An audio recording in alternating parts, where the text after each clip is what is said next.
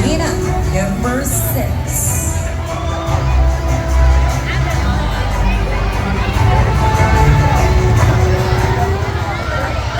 Happy Mother's Day everyone sa mga nanay dyan, nakatulad ko.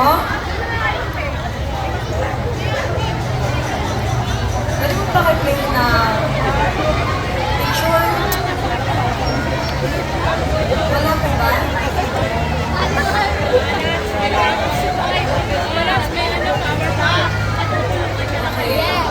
Hello everyone! My advocacy is about stop violence against women.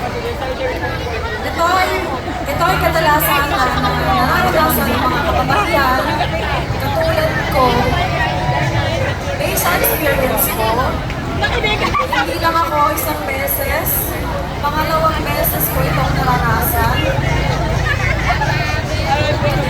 Sakit, pero laban ko. Kalawang sana ko.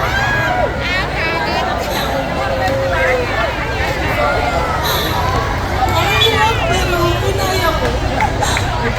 Ngunit, nilaban ko para sa anak ko.